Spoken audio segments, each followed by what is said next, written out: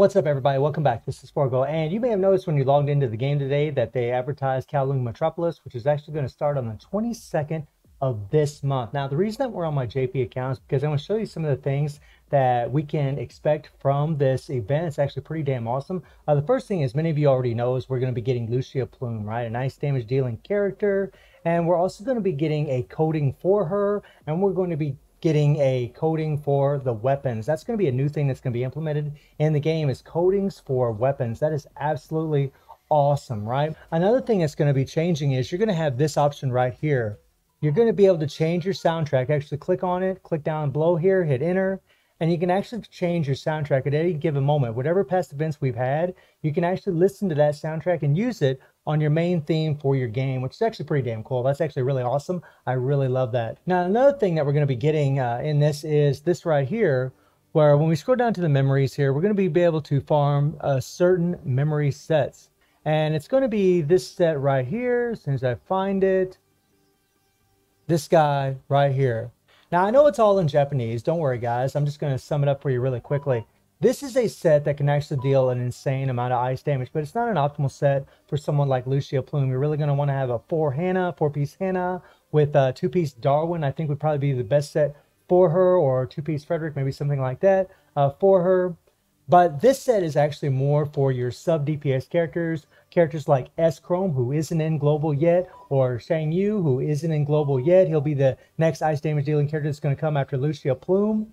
But you can also use this set on Lucia Lotus. That's right. The character that you start playing the game with originally on the first day when you're logging into this game. And you'll be able to use this set on her because it actually works by using your QTE, right? Whenever she does her QTE, there's a 30% chance that she could deal this ice damage. And because she does so many hits on her QTE, it actually works really well. She could end up adding a lot of ice damage for Lucia Plume for your Warzone team or for your Pain Cage team if you're using Lucia Plume, which is something to know. So everybody's going to be farming, 4 of these memories during this event. So that is something to keep in mind. They're going to be farming 4 of these, and they're probably going to be farming extra memories so that way they can resonate them for someone like Shang Yu or someone like S-Chrome. I mean, S-Chrome, he's a ways down the road, but you definitely could be farming for him as well. I don't know what kind of memories are going to happen in that event. Maybe these right here. I'm not really sure. But I do know that S-Chrome, Shang Yu, and Lucia Lotus are the characters that can actually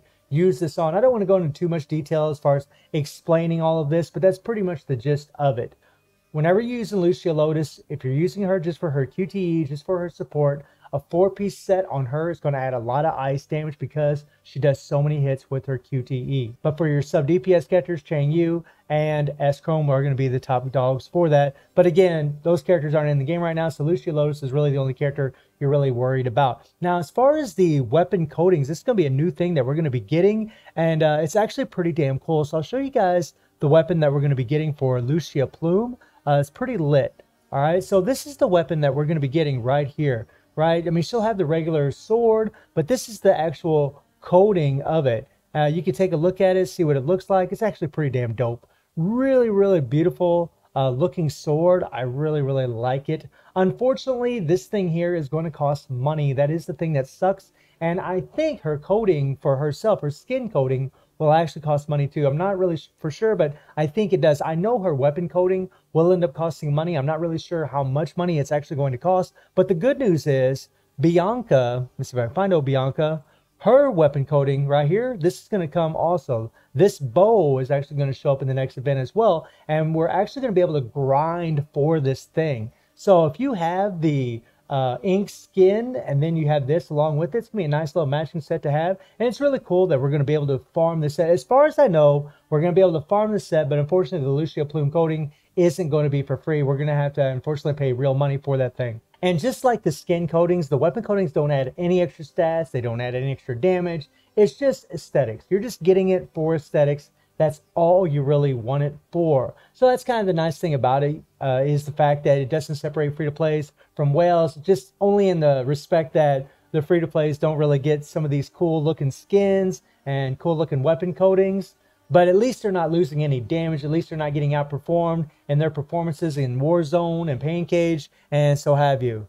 We're also going to be getting another event where we can actually, it's just like all the other events we have, right? You come in here, and you have this little page here, You're going to farm in here, and you're going to farm a certain material here, a certain resource that's you're going to be able to buy a bunch of things in the shop. And I believe the exchange in currency is actually better in the Kowloong Metropolis event than what it is in our event right now. So that's actually really good to know. So you're going to be able to get a lot of really good resources out of the next event. So that's something to keep in mind. Also, we're going to be getting a new co-op event. We're actually going to be getting a permanent co-op boss. So I'm pretty excited about everything that's going to be coming in this next update. You know, we're going to have S. Lucia. We're going to have a new coding for her. We're going to have 2 new weapon codings.